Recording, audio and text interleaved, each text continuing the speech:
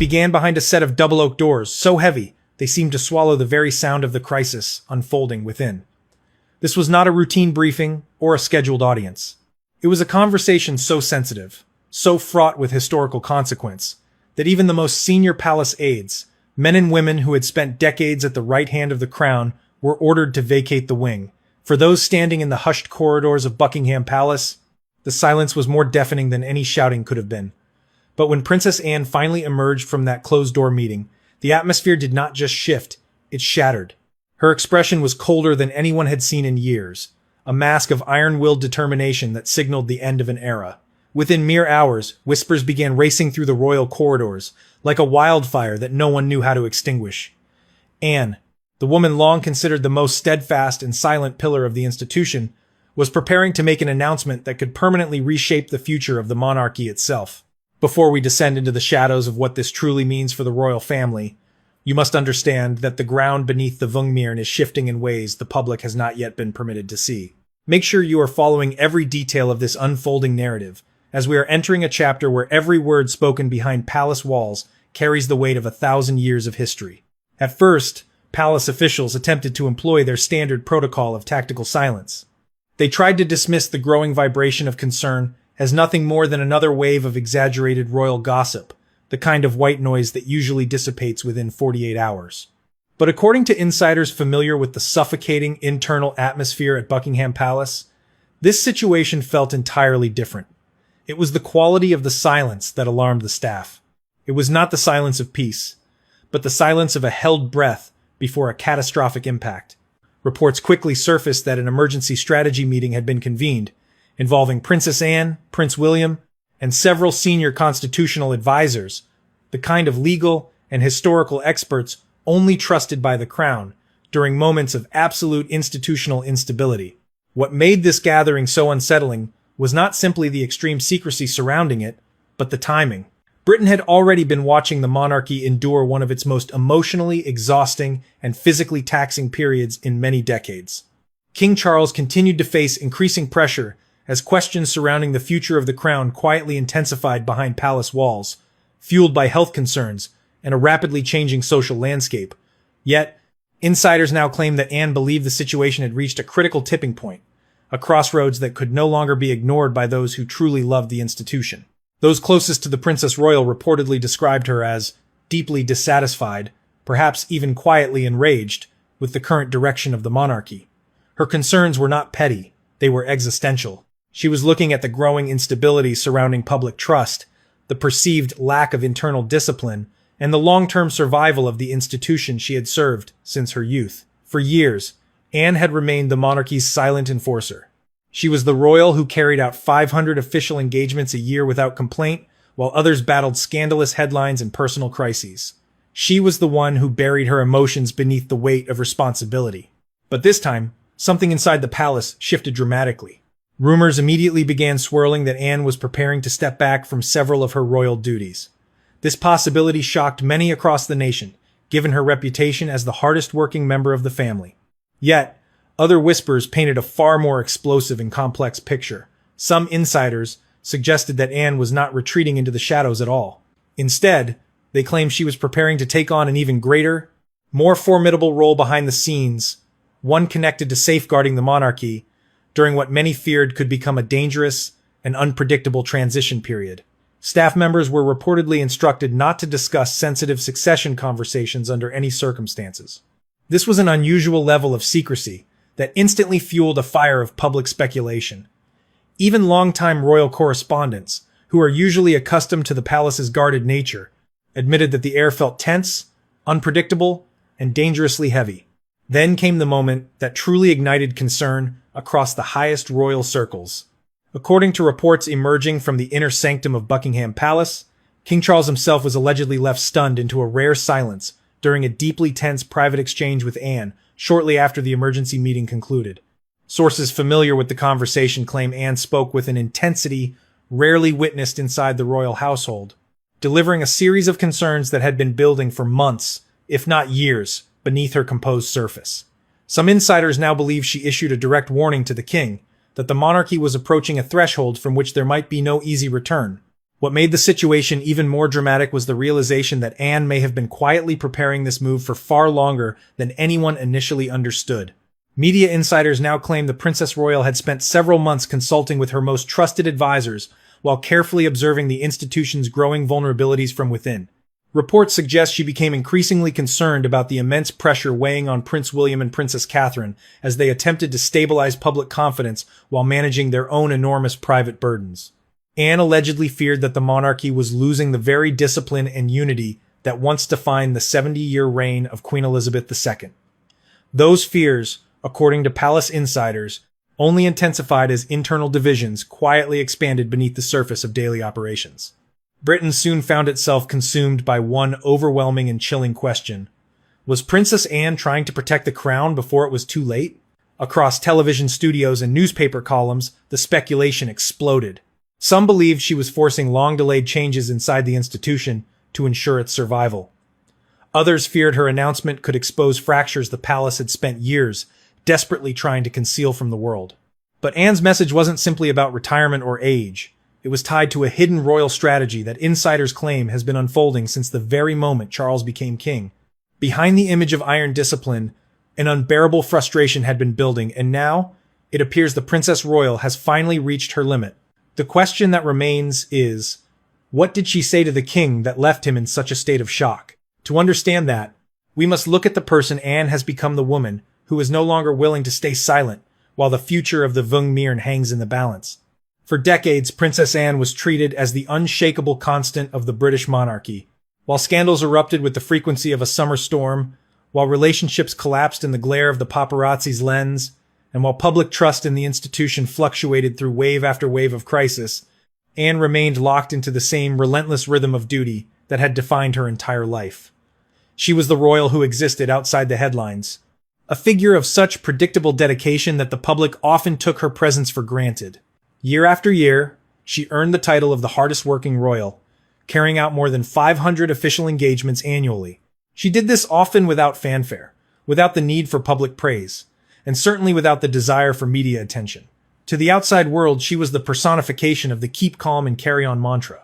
Yet, according to insiders familiar with the suffocating atmosphere behind the palace walls, Anne's silence was never a sign of comfort or complacency. It was discipline, the kind of rare, ironclad discipline forged under the direct tutelage of Queen Elizabeth II. Inside the royal household, it was well understood that Anne was the keeper of the old ways. She was the one who believed that personal emotion should be buried deep beneath the weight of responsibility. In her world, duty to the crown came before exhaustion, before grief, and certainly before personal opinion. But after the death of the late Queen in September of 2022, something fundamental reportedly shifted inside Anne's view of the monarchy itself.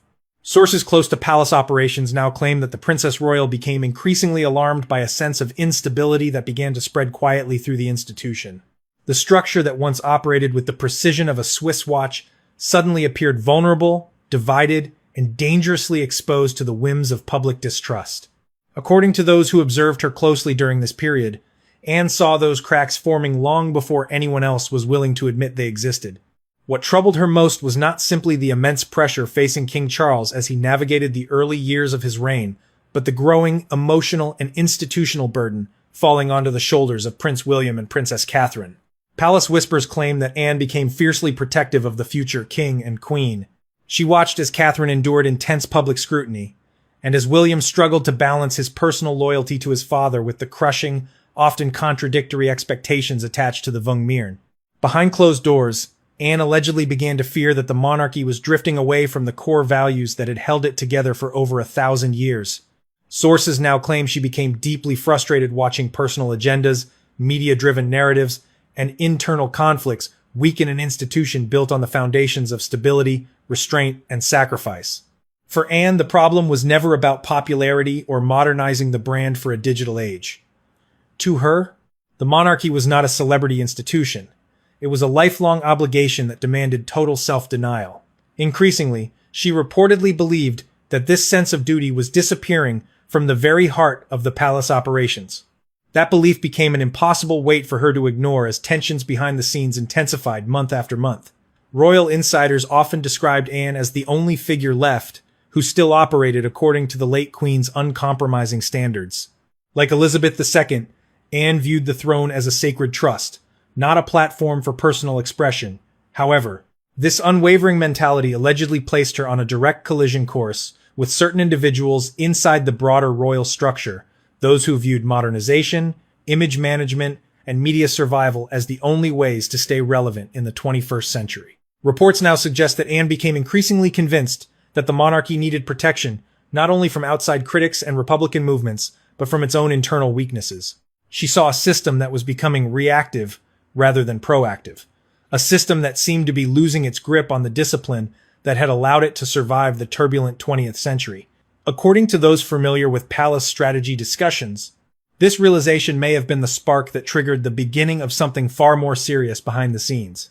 Insiders now claim that Anne quietly began preparing what some have described as a future safeguard plan for the crown.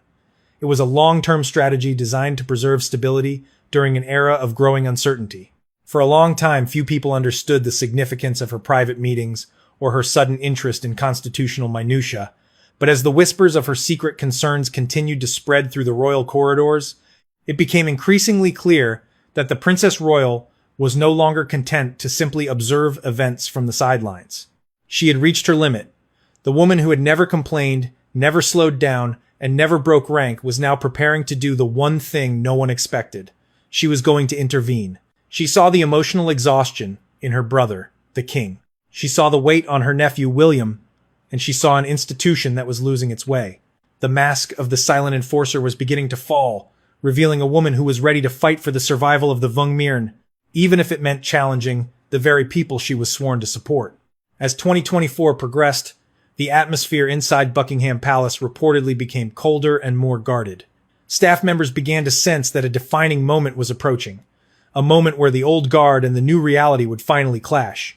Anne's frustration had become unbearable, and the silence that had been her trademark for 70 years was about to be broken in the most dramatic way imaginable. The world saw a hard-working princess. The palace saw a guardian preparing for war. And as the doors to the king's private study swung shut for that fateful meeting, the stage was set for a confrontation that would leave the king stunned and the future of the monarchy hanging in a delicate, dangerous balance. The British monarchy has always survived by hiding its deepest fractures behind a thick veil of ceremony, tradition, and golden pageantry. For more than 1,000 years, the survival of the crown depended on one unspoken rule above all others. Internal conflict must never become visible to the public. No matter how severe the disagreements grew behind the guarded walls of the palace, the institution always projected an image of absolute discipline, continuity, and control. It was a carefully maintained illusion, a fortress of stoicism that protected the royals from the prying eyes of the world. But according to growing whispers from inside the most exclusive royal circles, that fortress began to crumble under extraordinary pressure during a string of deeply tense meetings involving King Charles III, Prince William, and the Princess Royal herself. The reports emerging from the shadows of Buckingham Palace suggest that these were not minor disputes over scheduling or ceremonial appearances. These were battles over the very soul and future direction of the monarchy. Palace insiders claim that the tensions intensified dramatically as senior royals struggled to answer one terrifying question that no one wanted to speak aloud. What happens if the institution is no longer strong enough to survive the crises surrounding it? During these private strategy discussions, Princess Anne reportedly became the most vocal and uncompromising figure in the room. She was no longer content to play the role of the supportive sister. Instead, she became a mirror, forcing the king to look at truths he had desperately tried to avoid. According to insiders, Anne feared the palace was falling into a dangerous pattern of reacting to problems instead of preparing for them, a tactical failure she believed could place the Vungmyrn in serious danger during the uncertain years ahead. At the center of this storm was the growing physical and emotional exhaustion of King Charles himself. After decades of waiting for his moment, his reign had been met with a barrage of challenges that would have tested a man half his age. Reports suggest that Anne became deeply troubled as she watched her brother attempt to balance the crushing weight of public duty while carrying an enormous personal strain behind closed doors. Insiders claim the king appeared increasingly overwhelmed as pressure intensified from every direction at once. Public scrutiny, institutional uncertainty, lingering family tensions, and the constant, buzzing speculation about the future. This created an atmosphere inside Buckingham Palace that many staff members described as emotionally draining and politically fragile. According to Palace whispers, Anne began to privately, and then very publicly within the family circle, question whether Charles could continue carrying the full burden of leadership without a significant and immediate shift in the royal structure. That belief triggered one of the most sensitive and explosive disagreements the monarchy has faced in at least 5 decades. Sources now claim that Anne pushed for a stronger level of authority and responsibility to be quietly transferred toward Prince William far earlier than anyone had originally planned. To some, this was a practical, necessary preparation for an inevitable future. But to others, it was a dangerous signal, a vote of no confidence in the king's long-term stability that could destabilize the entire institution.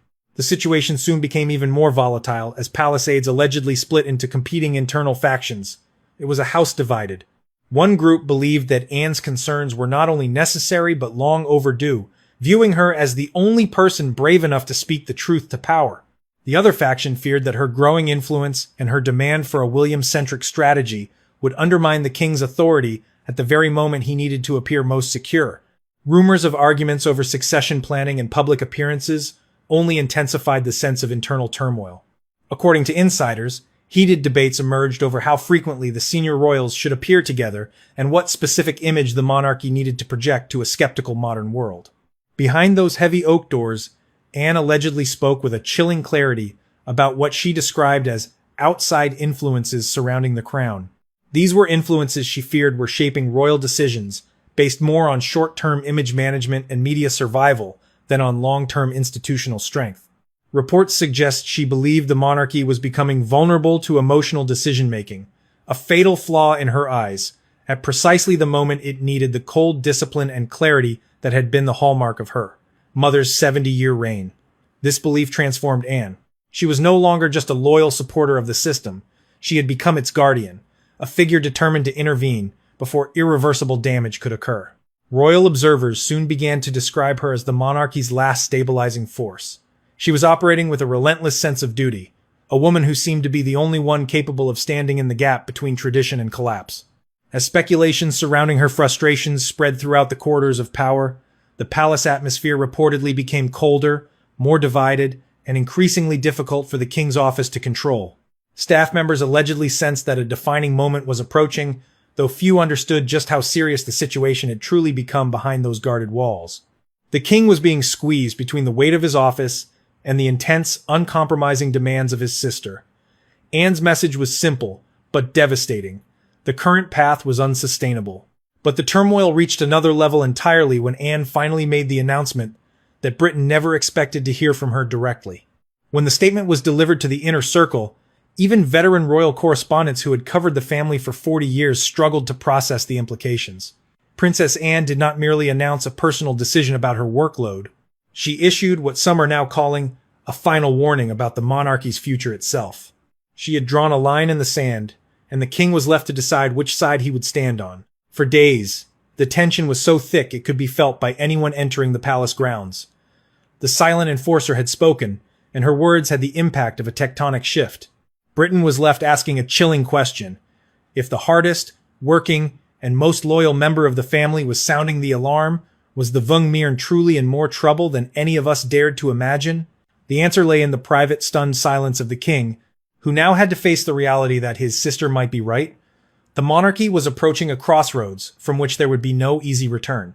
While the public's attention was fixed on the king's reaction to Princess Anne's startling announcement, a much more profound and secret transformation was taking place behind the scenes.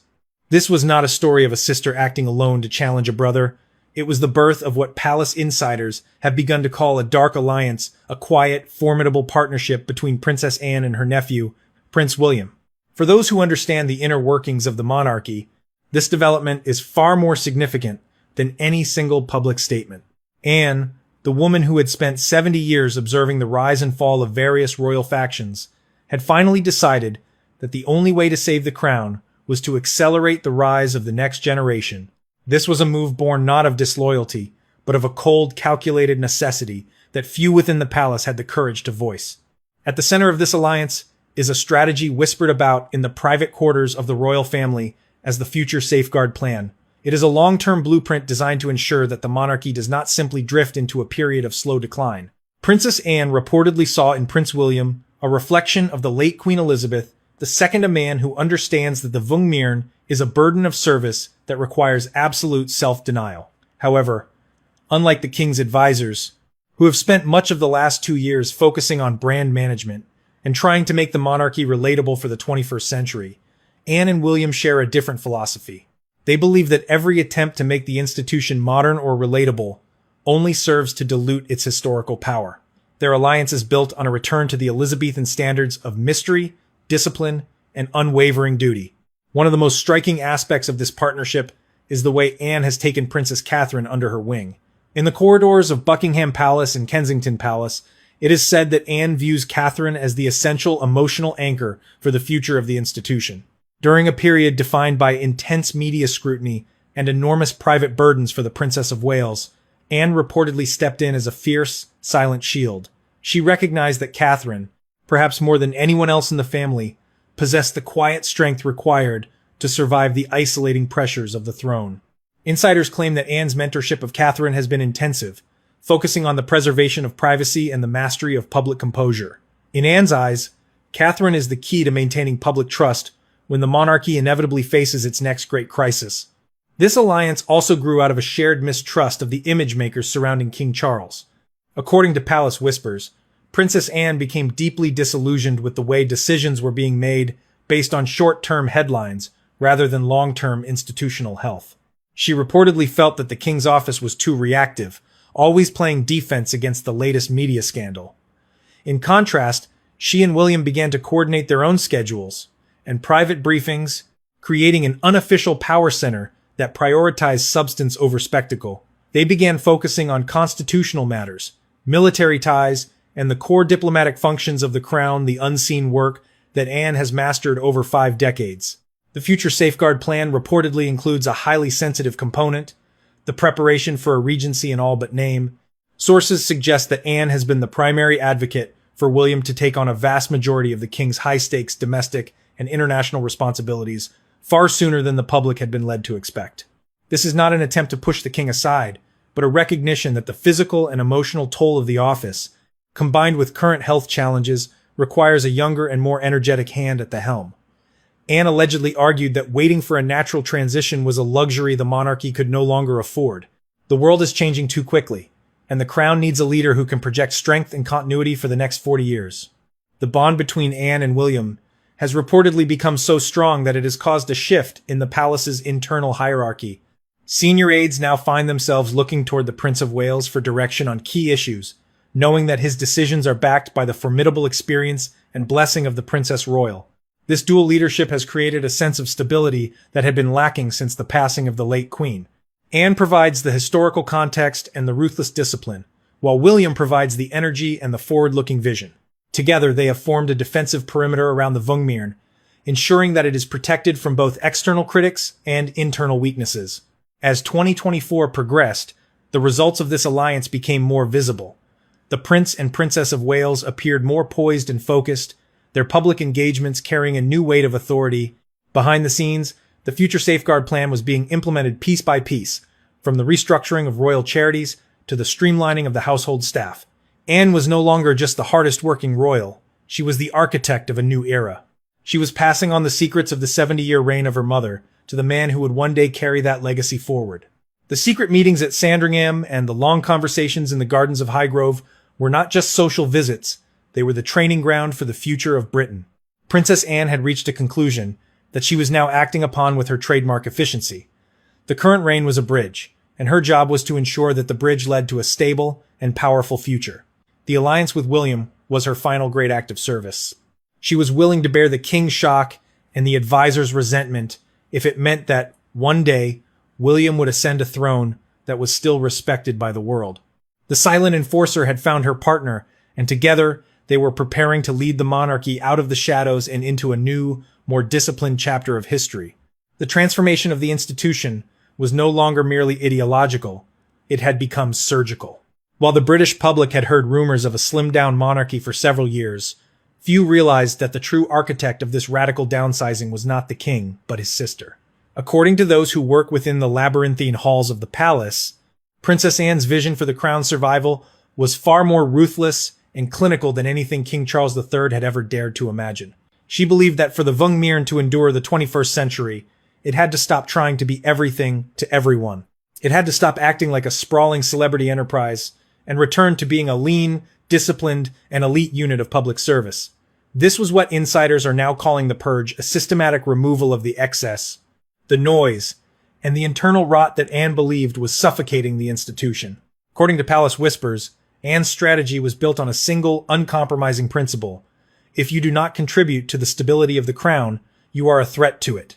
This meant a dramatic reduction in the number of working royals and an even more significant cull of the sprawling network of advisors, public relations experts, and peripheral staff members who had multiplied during the last 2 decades. Anne reportedly argued that the more people were involved in the inner circle, the more leaks occurred, and the more the royal message became diluted by personal agendas. She wanted to return to a time where the circle of trust was small enough to fit inside a single private dining room. The emotional fallout of this strategy was immediate and severe. Within the palace, the atmosphere was described as one of controlled panic. Longtime aides who had served the family for 30 or 40 years suddenly found their roles being reviewed with a cold efficiency that bore all the hallmarks of the Princess Royal. Anne allegedly viewed the celebrity culture that had crept into the royal household as a cancer. She saw the obsession with social media metrics, the constant need for relatable content, and the reliance on high-priced image consultants as a betrayal of the late Queen's legacy. In one particularly tense meeting, she is said to have remarked that 1,000 years of history do not need a brand manager, they need a guardian. This purge also targeted the non-working members of the family who still enjoyed the perks of royal life without the crushing burden of its duties. Anne's vision of a slimmed-down monarchy was not just about saving money for the taxpayer, though that was a convenient public narrative. It was about control. By reducing the number of people who could officially represent the Vungmyrn, she could ensure that every public appearance, every speech, and every gesture was perfectly aligned with the core mission of the institution. She was essentially building a war cabinet around her brother, consisting only of those she deemed absolutely essential: the king, the queen, herself, and the Prince and Princess of Wales. However, this strategy placed her in direct conflict with King Charles's more inclusive, and some would say, more sentimental nature. The king had always envisioned a court that was vibrant and modern, a place where different perspectives were heard. But Anne reportedly countered that diversity of opinion in a monarchy is often just a polite term for institutional chaos. She believed that during a period of such immense vulnerability, the crown could only afford one voice in one direction. Reports suggest that the disagreements over which staff members to cut and which family members to sideline led to some of the most heated exchanges in the history of their relationship. Behind the scenes, Anne began to implement a new code of conduct for those who remained. It was a return to the iron discipline of the mid-20th century. There were to be no more off-the-record briefings to favorite journalists, no more personal memoirs, and no more public displays of internal emotion. The message was clear. You are a servant of the institution, and the institution is more important than your feelings, your reputation, or your personal happiness. For many of the younger staff members who had grown up in a more transparent and emotionally open era, this shift was staggering. It felt less like a modern workplace and more like an ancient monastic order.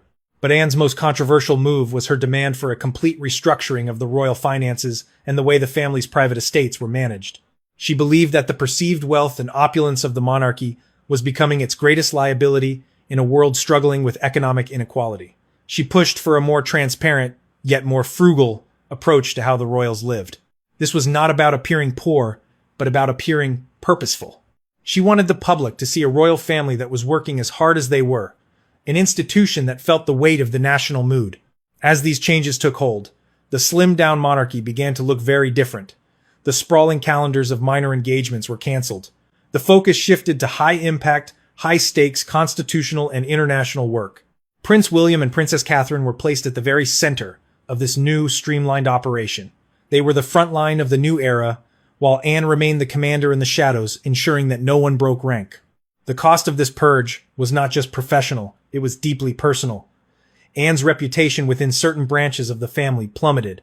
She was viewed by some as cold, calculating, and even heartless. But to those who shared her fear for the crown's survival, she was a hero, the only person with the courage to do what was necessary. As the palace entered the final months of 2024, the institution was unrecognizable compared to the one King Charles had inherited just 2 years prior. It was smaller, quieter, and far more disciplined. But as the noise of the purge began to fade, a new and even more unsettling reality began to emerge. Anne had succeeded in leaning the monarchy down, but in doing so, she had exposed the raw, beating heart of the institution. There was nowhere left to hide. Every decision, every health update, and every public move would now be scrutinized with a new intensity. And as Britain looked at this new, stripped-back royal family, one final question began to echo through the country. What happens when the Guardian herself is no longer there to hold the line? The answer to that question would reveal the true meaning of Anne's final sacrifice. A sacrifice that was about to be revealed in the most emotional way possible. By the time the final echoes of Princess Anne's footsteps faded from the private corridors of Buckingham Palace, the institution had been irrevocably changed. The emotional atmosphere had become almost unbearable for those who remained within the inner circle. For weeks, tension had been building across the royal household as fears surrounding the monarchy's future intensified with every private meeting, every strategic conversation, and every carefully controlled public appearance. But according to sources familiar with those final discussions, Anne's concluding warning struck the palace with a force that no one had anticipated. Insiders now claim she told the gathered senior figures that duty must come before image. A statement many interpreted as a direct and devastating criticism of how the institution had increasingly prioritized modern appearances, media management, and short-term damage control over the ancient principles that once defined the Vungmeren itself. For Anne, according to palace whispers, the monarchy could survive scandal, it could survive criticism, and it could survive political pressure. What it could not survive was the slow, invisible erosion of public trust. That fear had become the central pillar of everything she was now trying to prevent. Reports suggest that Anne believed confidence in the monarchy had become dangerously fragile beneath the surface, weakened by years of family conflict, emotional division, and public uncertainty surrounding the institution's long-term direction. That realization transformed her private concerns into something far more urgent and deeply personal. She was no longer just a princess. She was a woman racing against time to save her family's legacy. According to those in the room, Anne became increasingly convinced that stronger discipline inside royal operations was no longer an option, but a requirement for survival. She demanded tighter internal structures, greater accountability among senior figures, and a renewed commitment to the sense of absolute duty that had defined the 70-year reign of Queen Elizabeth II. Behind those closed doors, Anne allegedly warned that the monarchy could no longer afford confusion, hesitation, or internal instability during such a vulnerable period of transition. These comments carried enormous weight because they came from the one person viewed not only as the crown's most disciplined figure, but as the last direct link to the late Queen's institutional philosophy.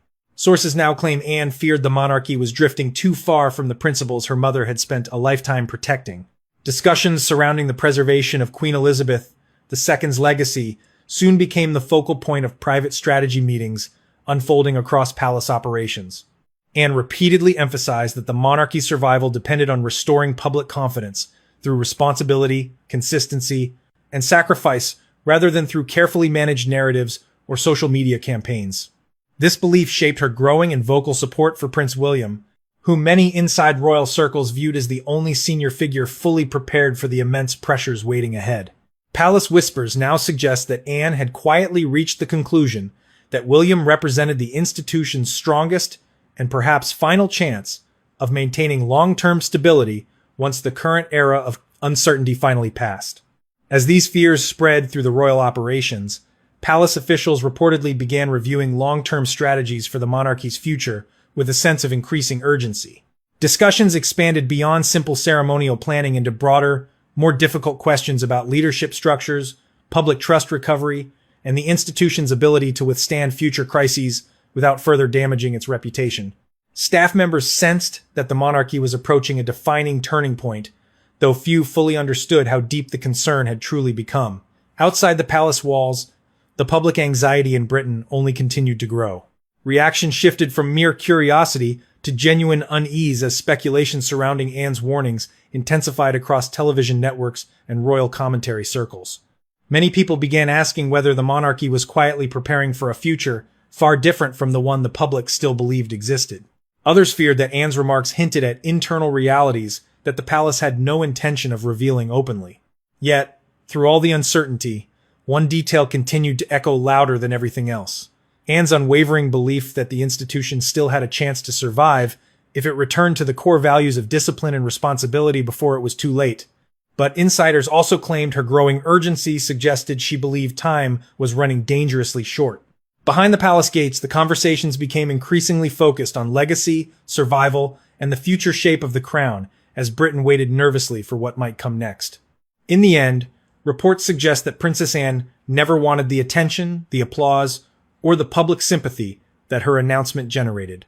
What she wanted was to ensure that the monarchy survived the storms gathering around it, even if she had to make painful choices to secure that future herself. As the shock surrounding her warning slowly settled, a clearer picture of her intentions emerged. Anne never viewed herself as the center of the story. She was not seeking recognition for 5 decades of sacrifice. In fact, she remained deeply uncomfortable with the media firestorm her actions had sparked. But what mattered to her was something far larger than her own reputation. It was the survival of an institution she had spent her entire life protecting. Royal observers now describe Anne as the monarchy's final guardian of duty. She is the last senior royal still operating according to the unforgiving standards that Queen Elizabeth II once demanded. That reputation only grew stronger as it became clear that her announcement was never intended as a retreat from responsibility. Instead, it was a sacrifice, a painful acknowledgement that the monarchy needed difficult decisions and emotional honesty if it hoped to endure the 21st century.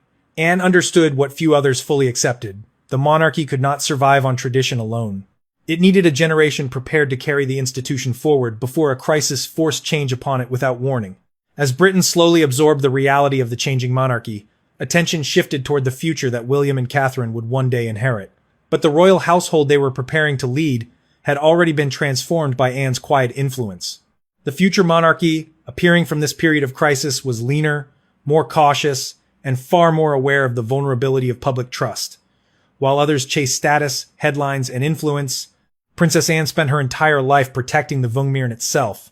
Her legacy is not found in the history books yet, but it is written in the survival of the institution she refused to let fall. As we look toward the horizon of the British monarchy, we see the fingerprints of the Princess Royal on every pillar of its future, a silent testament to a woman who knew that the greatest act of loyalty is often the one that happens in the dark, behind closed doors, for the sake of those who will come next.